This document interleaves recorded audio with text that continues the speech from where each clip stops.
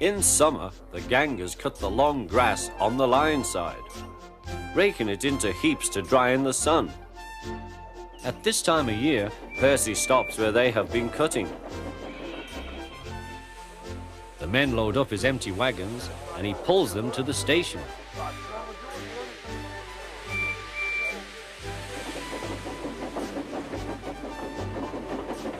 Toby then takes them to the hills for the farmers to feed their stock.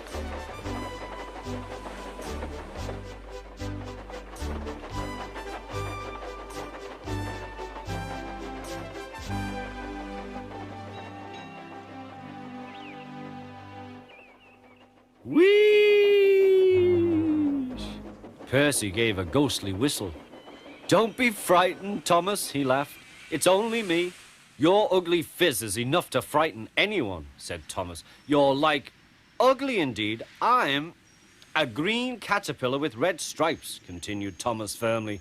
"You crawl like one too." "I don't." "Who's been late every afternoon this week?" "It's the hay." "I can't help that," said Thomas. "Time's time, and the fat controller relies on me to keep it. I can't if you crawl in the hay till all hours." "Green caterpillar indeed," fumed Percy. He set off to collect some hay to take to the harbour.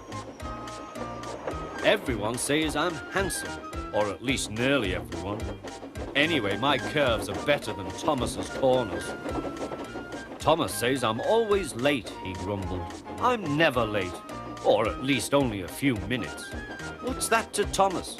He can always catch up time further on. All the same, he and his driver decided to start home early.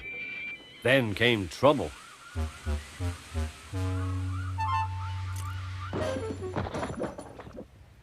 A crate of treacle was upset all over Percy. Percy was cross. He was still sticky when he puffed away. The wind was blowing fiercely. "Look at that!" exclaimed the driver. The wind caught the piled hay, tossing it up and over the track. The lion climbed here. "Take a run at it, Percy," his driver advised. Percy gathered speed, but the hay made the rails slippery, and his wheels wouldn't grip. Time after time he stalled with spinning wheels and had to wait till the line ahead was cleared before he could start again. Everyone was waiting. Thomas seethed impatiently. 10 minutes late. I warned him. Passengers will complain, and the fat controller. Then they all saw Percy. They laughed and shouted.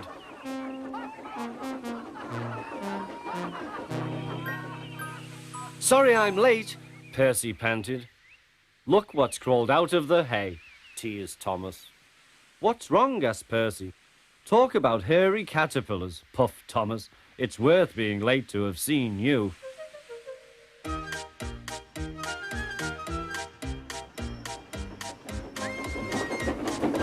When Percy got home, his driver showed him what he looked like in a mirror. "Bust my buffers! No wonder they all laughed. I'm just like a woolly bear. Please clean me before Toby comes." But it was no good. Thomas told Toby all about it.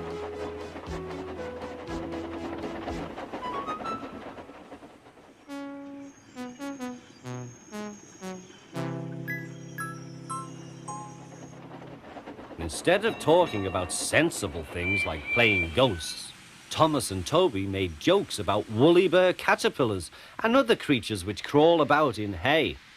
They laughed a lot, but Percy thought they were really being very silly indeed.